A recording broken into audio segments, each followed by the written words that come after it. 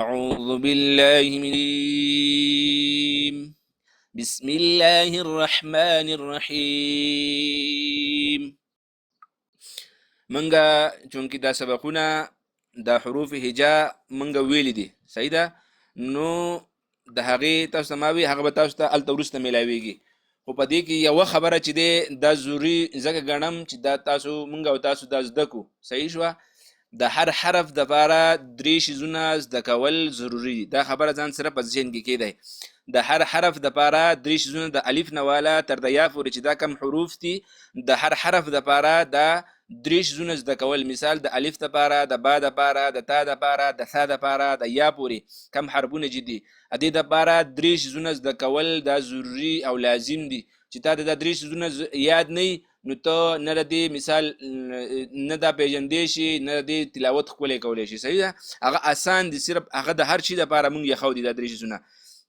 هغه 3 شیزونه څه دي؟ مثال به طور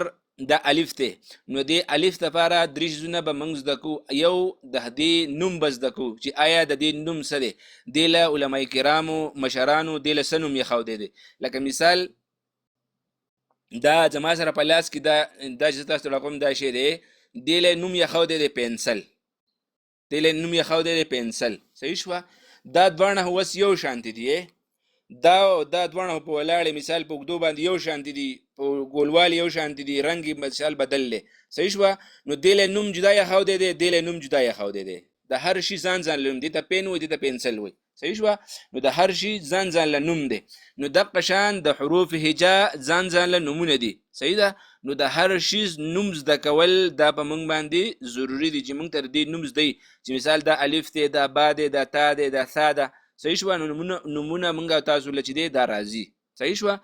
دویم نمبر چې دی د هر حرف دپاره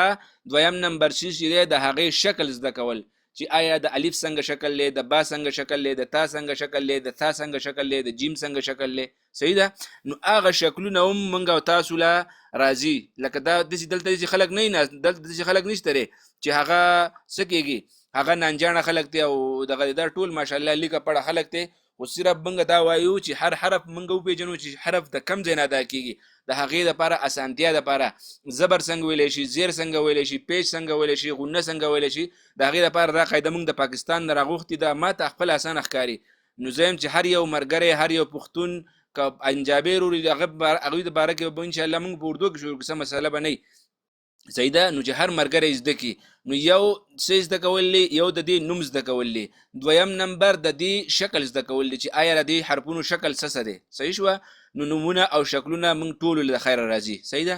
دریم نمبر اصل چیز چې دی د دې اواز زده کول دی، چې آیا د دې اواز څه دی. مثال به طور د الف څه اواز دی، د با څنګه اواز دی، د تا څنګه اواز دی، د ثا څنګه اواز دی. که تاسو خیال کړئ زموږ پخواني مشران چې که نه هغه وایي الف ب ت س جیم ح خ دال زال ر ز سین شین س داسې سبق وایي صحیح ده. نو دا څه ولې چې هغوی ته چا ښودلی نه چې یاره دا به موږ څنګه وایو، د دې اواز به څنګه راوځي. نو دریم نمبر اصل چیز د کم دپاره چې موږ دا قاعده شروع کړې هغه شیز دی اواز زده کول، چې موږ او تاسو د حروف هجا اواز زده کړو چې د الف څنګه اواز راوځي، د با څنګه اواز راوځي، د تا څنګه اواز راوځي، ادا به څنګه ویلی شي، د کم ځای نه راوځي صحیح ده. نو د هغې دپاره تاسو ته ما وی 3 شیزونه زده کول، یو نوم زده کول، یو اواز، یو شکل زده کول، یو اواز زده کول صحیح شوه. نوم، شکل، اواز 3 شیزونه شو. د هر حرف دپاره 3 شیزونه ضروري دي، یو نوم، یو شکل، یو اواز صحیح شوه. نو د الف نه والا تر د یا پورې دا حروف موږ ویلي دي صحیح ده. او اوس موږ چې دی مخارج هم پرون ختم کړي تقریبا. نو اوس پس تاسو ته مخارج زر زر ووایم چې تاسو صرف په ذهن کې کښېني چې د هر مخرج د هر حرف دپاره یا د 2 حرفونو دپاره یا 3 حرفونو دپاره مخارج یې ښودلي دي چې کم مخارج دي صحیح ده. نو نن به موږ مخارج چې دی هغه دوباره وایو. بیا کم ملګري ته که مثال یادي نو هغه وایي چې یاره زه د خپل مخارج اورول غواړم، نو هغه اوروی شي میک په کولاو کې صحیح شوه. بیا مخې ته نوی سبق وایو. خو چې کم ملګري پکې نوي دي نو هغوی ته ما وایي چې تاسو په انبکس کې خپل نمبر راولېږئ د وټساپ په کم باندې چې وټساپ ما د وټساپ ګروپ جوړ کړی دی. کم سبقونه چې موږ ویلي دي او کم سبق چې موږ وایو، مثال به ته ورته وزګار نه یا د کار یا څه مسلې، نو هغه سبق چې دی هغه به تا ته څنګه مثال له کار نه راشي تا ته واتس اپ کې لینک پروتي څنګه لینک وه ډایرکټ پتا ته سبق راشي صحیح شو په اسانه باندې پتا ته سبق ملایويږي صحیح ده ټیک ته ښه په دې هر یو مخرج کې مثال به تور موږ د کم دی نه ادا کېږي دا به تاسو وخیم دوباره اخیره پیرا بیا به سبا کې خیر مخارج نه وایو چې کم مخارج د کم دی نه ادا کېږي بیا به کم مخکې سبق وایو نو بیا به تاسو ته تاسو کوم چې میک کولاوه ورستا مخرج دی د کم دی نه ادا کېږي اخترخان روي مهرباني صحیح ده د کم دی نه ادا کېږي د کم دی نه ادا کېږي صحیح شو ها وز دلته وی په سبق نمبر 3 کې وی مخارج الحروف تاسو ته ما ویلو مخارجم جمع ده او حروفم جمع ده مخارج د مخرج جمع ده او حروف د حرف جمع ده صحیح ده نو تاسو د قطع خارج وی چې مخارج د مخرج جمع ده مخارج د څه جمع ده د مخرج مخرج یو ته ویل شي او مخارج ډیر ته ویل شي صحیح ده مخرج ویل شي د حرف دراوتو زیږی ته مخرج ویل شي د حرف دراوتو زیږی ته د کم زینه چې حرف راوځي اغه ته څه ویل شي مخرج ویل شي څه ویل شي مخرج ویل شي لکه مثال باسان مثال باندې تاسو ته ما ویلو چې آسان مثال به موږ داسې والو چې مثال زمونږ مړی د مړی صحیح شو دا نقشه کې دا ټول نقشه ده نو دا نقشه کې د دې مړی نه دا کته دا یو کرخه دا یو کرخه دا کته مړی ده صحیح ده نو په دې کې دا دوه حرفونه دا دوه حرفونه دا دوه حرفونه نو دا مثال به تور دا د مړی د اخیر نه دی دا د مړی د منځ نه دی دا د مړی د اول نه دی نو مثال به تور مونږ به دا والو د مړی د اول نه راوځي غین خ صحیح ده نو دا غین خ چې د کم ځای نه راوځي در دې مخرج دی صحیح شو یا عین ح د کم ځای نه راوځي مړی د منځ نه د دې مخرج دی یا حمزه ح چې د کم ځای نه راوځي در دې مخرج دی صحیح شو نو مخرج ویل شي د حرف دراوتو زیږی ته د کم ځای نه چې حرف راوځي اغه ته ویل شي مخرج ویل شي نو وس وی چې ټول مخارج ولستی ټول مخارج سدي ولستی نو دلته ته وایي چې را قاری صاحب حروف هجا هو ټوټل 29 دي دلته مخارج تم ته ولس وای دا ولې نو دی وجه چې دا یو حرف چې دی دوه حرفونه درې حرفونه دا په یو مخرج کې دی یو ځای شوی دی د هغه د وجه د 29 حروفونه 17 مخارج جوړ کړی صحیح ده نو وس وی مخرج نمبر 1 الف واو یا مده ادا کیږي د خلی د خالی زینه د خلی خالی زای هغه دا دی مثال به تور دا کته غوته چې د غټه غوته زما جبه ده ا د پاس یې تعالو دی د دې د پاس کم دا خالی ځای دی جبه او تعالو په منځ کې کم ځای دی د دینه دا درې حرفونه ادا کیږي الف واو یا الف واو یا ادا کیږي د خلی د خالی ځای نه نو دلته په بریکټ کې مد لیکل دي نو دا مد چې دا بر درې وانه حرفونه سره لګو الف مد واو مد او یا مد صحیح شو نو وس الف مد څه ته وای چې کله الف خالی وي مه د حرف باندې زبر وي لکه مثال داسي دا با الف زبر با صحیح شو الف خالی وي مه ته چې دا کم حرف ته دا به موږ نه ګورو چې دا با دا تا دا ثا دا جیم دی یا پوری هر یو حرف شي زموږ صرف د دې زبر سره کاری چې کله الف خالی مه د حرف باندې زبر وي دته الف مد ویل شي صحیح شو واو ساکنه مه د حرف باندې پیش وي دته واو مد ویل شي یا ساکنه مه د حرف د لاندې زیر وي دته څه ویل شي یا یې مد ویل شي د سره ما په تفصیل سره خبرې کړې په کم سبقونه چې مونږ ویلي صحیح ده وز د مخرج نمبر 2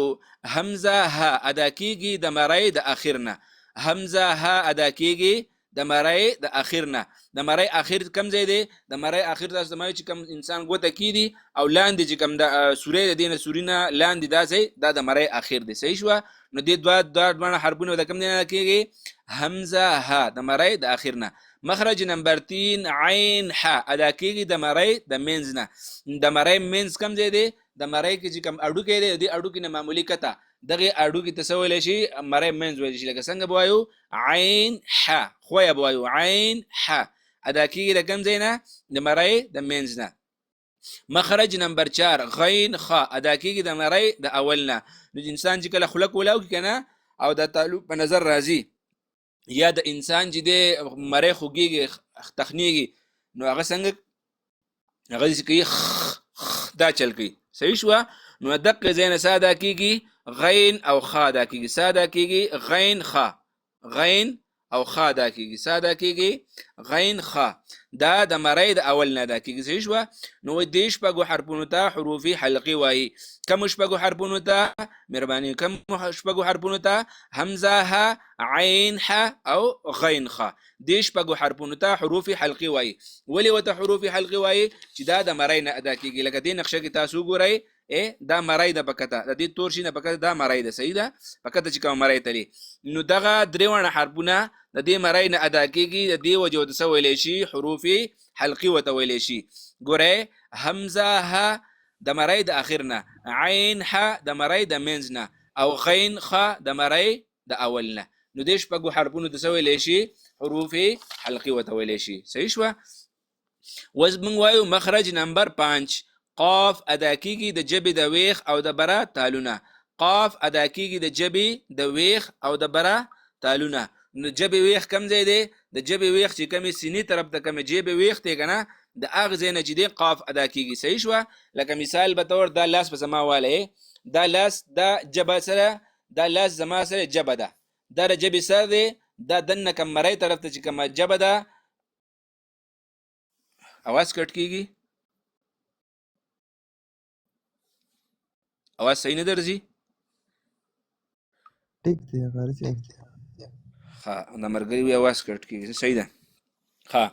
نو دا چې دی مثال دا زما لاس دا لاس چې دی دا جبه ده دا جبې سر دی او دا جبې په کته تالونه په کته دا جبه ده صحیح شو نو د قاف چې دی قاف په د دې ځای نه ادا کیږي صحیح شو د مړی اخر کم مړی طرف ته لاندې خېټې طرف ته چې کومه مړی ده د اغه ځای نه به ادا کیږي لکه مثال د دې ځای نه دا جبې ویخ به موږ بره تالو سره ولګو نو دې نه به څه ادا شي قاف غټ به وایو قاف قاف قاف صحیح شو وس مخرج نمبر 5 کاف ادا کیږي جبې د ویخ او د بره تالونه د قاف ته مخرج نه لخلې طرف ته نو وس تا ته سوي تا ته ما وی چې قاف ته دې ځای نه ادا کیږي د کم نه ادا کیږي د دې ځای نه نو کاف د خلې طرف ته مطلب دا دی چې قاف د کدی نه ادا کیږي او کاف چې کوم مړی موږ د خلوازه کو کوم مړی ښکاری په نظر د هغه ځای نه به کاف ادا کیږي صحیح شو کاف په وړو کې وایو او قاف چې دی اب غلط وایو صحیح ده نو قاف او کاف دا ضروری حرفونه دي چې مثال په تور موږ ته خلک وایي دا څه شی دی دا چې پڑھاوم دا لیکل دي قاعده صحیح شو قاعده نو بیا خلک سوي د قاف چې ولنو ورځي بیا وایي قاعده وي صحیح شو نو قاف او کاف کې به فرق ضروری کوي چې فرق پکې راغی موږ وایي دا فرق دی فرق قاف ته په اخر کې نو فرق نو قاف موږ نشو ویلې قاری صاحب صحیح شو قاری نو بیا موږ سوي لکه قاری څنګه قاری برابرې نو دا څه وجي د قاف او د کاف ته وجي چې کاف او قاف کې موږ فرق نشو کولای چې قاف د مړی د کتی نه ادا کیږي او کاف د مړی د بری نه ادا کیږي صحیح ده مخرج نمبر 7 وی جیم شین یا غیر ماده ادا کیږي د جبې د مینس او د برا تالونه د جبې مینس او برا تالو چې دی هغه کم ځای دی مثال په تور دا د جبې مینس دی د نقشه کې ګورئ دا نقشه ګورئ دا سره چې ښکاری کوم تاسو ته دا جبه ده صحیح شو نو دا د جبې د قاف اني دا ګورئ د جبې چې کم دا مړی اخر ده صحیح تالو دی نو دې تالونه په کته چې کم دا ولسو دا کته چې کم شینی طرف ته چې کم دا جبه ده د دې ځای نه قاف ادا کیږي قاف صحیح شو او کاف چې دی کاف په دې بری نه ادا کیږي یو مړی د لاندې ادا کیږي یو مړی د لپاسینه صحیح شو تالو د پاسه یو تالو د لاندې نو دا بلک د بری نه ادا کیږي دا لک د کتنه قاف کاف قاف کاف صحیح شو وسوي مخرج نمبر 7 جیم شین یا غیر ماده د جبې د منز او بره تالونه مثال دا جبې منز دی د دې د پاس چې کم تالو دی د هغه تالونه به دا ساده کیږي جیم شین یا غیر ماده به کیږي صحیح شو جیم شین یا غیر ماده د جبې د منز او د بره تالونه نو وستا ته وی چې یا غیر ماده څه ته ویل شي یا غیر ماده کته یا ماده تعریف پیژندل نو یا غیر ماده په اسانه پیژني یا غیر ماده دي ته ویل شي چې یا ساکن وي او مه د حرف باندې زبر وي صحیح شو مه د حرف د لاندې زیر وي نو هغه ته یا ماده ویل شي او که مثال مه د حرف باندې زبر راغی نو دې ته څه ویل شي دې ته یا غیر ماده ویل شي نو دې ته څه ویل شي دې ته یا غیر ماده ویل شي صحیح شو یا ماده څه ته ویل شي چې یا ساکن وي مه د حرف د لاندې سوي زیر وي زیر څه ویل شي یا ماده ویل شي او چې یا ساکن وي مه د حرف باندې زبر وي نو دې ته یا غیر ماده ویل شي صحیح ده نو دا په حرفونه شو یا ګوره په ایک مخرج نمبر 1 کې موږ تاسو ته یا ماده وي صحیح شو یا ماده د جبې د منځ د جبې د خولې د خالی ځای نه ادا کیږي او یا غیر ماده چې دی یا غیر ماده چې الیا خالی یا ساکنه ماده حرف باندې زبر وي نو دا به ساده کیږي د جبې د منځ او د بره تالونه باندې کیږي صحیح شو مخرج نمبر 8 ضاد ادا کیږي د جبې د غسې ډډې او د بره غسې جامې د غاغونو د ویخونو نه د بره غسې جامې چې کم غاغونه دي کنه د جبې غسې چپ طرف چې کم دی د اغینه به موږ ساده کو اغینه به ادا کیږي ضاد صحیح شو ضاد ادا کیږي د جبې د غسې ډډې لکه په دې نقشه کې تاسو ګورئ دا جبې چپ طرف دی صحیح شو څوک د چپ طرف وي څوک د غسې ډډه وي نو د جبې چپ طرف په ضاد کې د ټول نه ګران په حروف هجا کې د ټول نه ګران حرف چې دی هغه ضاد دی صحیح ده ضاد مثال خلق د دې ځای نوم ادا کوي او د مرای د اخر نوم ادا کوي څنګه وای د دې ځای نه چې ادا کوي نو ضوا پکې راولي ولضالین صحیح شو او د دې ځای نه چې ادا کوي نو ولغضالین غین پکې راولي صحیح ده نو غین او ضاد په دې کې دواړه نشته صحیح ده نو غین او ضاد پکې دواړه نشته صرف ضاد د کم نه ادا کیږي د جبې د غسې ډډې دا مخرج چې تاسو ته یاد شو نو تاسو ته به په اسانه باندې یاد چې ضاد ادا کیږي د جبې د غسې ډډې او د بره غسې جامې د غاغونو د ویخونو نه صحیح شو دا مثال به تور غاغونه دي دا لاندنی غاغونه دي د پاسې کم غاغونه دي د جبې چې کم غس طرف ته د جبې غس طرف چپ طرف چې وته ویلې شي څوک د چپ وي څوک د غس وي که چپ غس نه پیژنې نو په اردو کې وته وي بای طرف صحیح شو نو د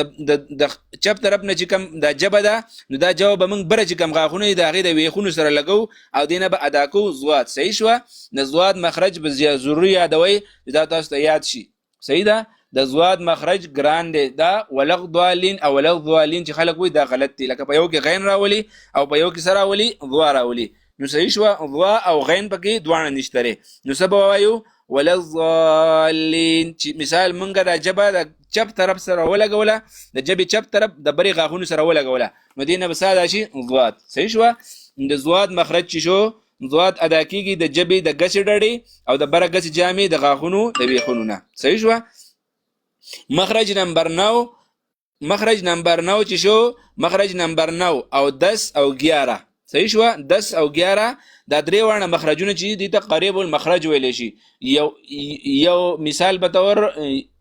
یو ځای حرفونه د یو ځای نه ادا کیږي خو معمولی غاخونو کې لږ فرق دی مثال یو د سلور نه ادا کیږي یو د دریو نه یو د دوو نه صحیح شو قریب المخرج وته ویل شي نو وس وی مخرج نمبر 9 لام ادا کیږي د جبې د غاړې او د بره مخامخ سلور غاخونو د اورونه د جبې د غاړې د جبې غاړه په جن د جبې غاړه دا غاړه ده صحیح شو دا دې سر دی سر نه جبې دا غاړه بروالو مثال 1 2 3 سلور صحیح شو د دې سلور غاغونو سره به ولګو نو دینه بس دا شي لام لام د دې نه شروع 1 2 3 4 لام د جبې غاړه به موږ د بری غاغونو سره ولګو د ورونه لکه مثال دا ورې دي کنه دا ورې دی یو د پاسه ورې دي نو پاسنه چې کوم ورې دي د جبې د غاړه بروالو دا بر دې سره ولګو 1 2 3 سلور د دې سره به ولګو دینه به ادا شي لام لام لام لام د جبې دا غاړه نه دی د دې ځنواله د دې پورې چې کم ځای د سلور غاغونو ورو سره لګي صحیح شو وسوي مخرج نمبر 10 نون ادا کیږي د جبې د غاړه او بره مخامخ ته دریو غاغونو د ورونه تاسو ته ما ویل چې دا قریب المخرج دی 1 2 3 1 2 3 صحیح شو نو څه نون نون د جبې دا غاړه نه دا ځایږي دا بر دې سره ولګو 1 2 3 د دریو غاغونو سره نو دینه وساده شي نون بادا شي نون صحیح شو مخرج نمبر 11 کوي را ادا کیږي د جبې د غاړې او بره مخامخ د دوو غاغونو د اورونه بره مخامخ د دوو غاغونو سره د اورونه د دې دوو غاغونو د کم ځای نه ادا کیږي د اورونه ادا کیږي صحیح شو نو څنګه بوایو را پرا کې بچ دې جبه سکو جواب د سي سایلنت دغه کو وایبریشن بنکو لکه اکثر خلک وایي را نو را نه دا مخامخ د برج کم د غاغون د پاسه اوري د غي سره لګي د غینه را ادا کوي او وایبریشن جوړي نه وایبریشن بوله موږ نکو څنګه وایو د جبې د غاړې او بره مخامخ دوه غاغونو د اورونه را صحیح ده وسوی مخرج نمبر 12 طا دال تا طا دال تا ادا کیږي د جبې د سر د جبې سر د جبې سر دا دی دا د جبې سر دی صحیح شو د جبې د سر او د بره مخامخ دوه غاغونو د ریخونو نه بره چې کوم مخامخ دوه غاغونه دي لکه مثال په تور دا والی دا مثال زمونږ غاغونه دي صحیح ده نو دا غاغونه دي دا بره مخامخ دوه غاغونه دي نو دې دوه غاغونو چې کم ویښ دی پاس چې کم ویښ دی نو جبې سر به مونږ مثال دا پنسل دی نو دا به مونږ دې ځای له راوړو دي چې دې ځای له دا به مونږ دې ځای له راوړو نو دې نه سا ادا کېږي طا دال تا طا دال تا طا دال تا صحیح شوه نو دا جبې مثال دا پنسل دا سر چې دی دا زما د جبې سر دا مثال دا د جبې سر دی او دا دوه غاغونه دي صحیح ده نو دا دوه غاغونه چې دي دا جبې سر به موږ دې دوه غاغونو د ویښ له راوړو نو دې ویښ له چې به راوړو کې به یې په دې باندې نو دې نه به څه ادا کېږي طا دال تا طا دال تا څه شی طا دال تا صحیح شوه نو دا شو مخرج نمبر 12 طا دال تا ادا کېږي د جبې د سر او بره مخامخ دوه غاښونو د ویښونو نه بره مخامخ چې دوه غاښونه ویښونه دي د هغې نه دا ساده ادا کېږي صحیح شوه اوس وایي مخرج نمبر 13 ضا ذال ثا دې ته وایي نرم حروف صحیح شوه نرم حرفونه لکه څنګه چې کیر نرمي یا وړه نرمي دغه شان دې ته دې دریو حرفونو ته نرم حرفونه ویلی شي که ته داسې ووایې چې ضا ذال ثا شپېلي پکې ووایي نو دا حرفونه ستا مکمل غلط دي صحیح ده نو څنګه به وایو ضا ذال ثا نو مخرج څه دی مخرج دا دی چې ادا کېږي د جبې د سر طا دال تا هم ادا کېږي د جبې د سر او ضا دال تا هم ادا کېږي د جبې د سر مخې ته مخرج چې دی هغه د دواړو بدل دی او بره مخامخ د دوو غاښونو د سرونو نه د بره مخامخ دوو غاښونو د سرونو نه لکه په دې نقشه کې تاسو ته وګورئ ما تاسو ته دا پنسل زما مثال جبه ده د دې دا څوکه چې دا سر دی نو دا چې دې ویښ له راوړو د دې نه ادا کېږي طا دال تا او چې دا دې سر له راوړو غاښونو دې سر له صحیح شوه نو دې نه ادا کېږي ضا ذال ثا صحیح شوه ضا ذال ثا د جبې سر باندې به مخامخ دوه غاښونه کېدو پاسني نو دې نه به ادا کېږي ضا ذال ثا نرم حرفونه صحیح شوه دې ته وایي نرم حرف صحیح ده اوس وایي مخرج نمبر 14 صاد زا سین دې ته شپېلۍ والا حرفونه وایي څه ورته وایي شپېلۍ والا کلک حرفونه دې ته ویلی شي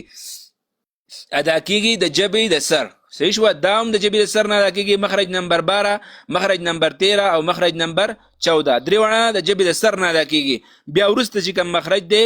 طا دال تا د غاښونو د ویښونو نه او ضا دال تا د جبې د سر نه او صاد زا سین د لاندې باندې مخامخ دوه غاښونو د شاګانو نه نو تاسو ته ما وایي چې مثال لاندې باندې مخامخ دوه غاښونو شاګانو نه لکه دا نقشه وګوره دا پکې بله نقشه ده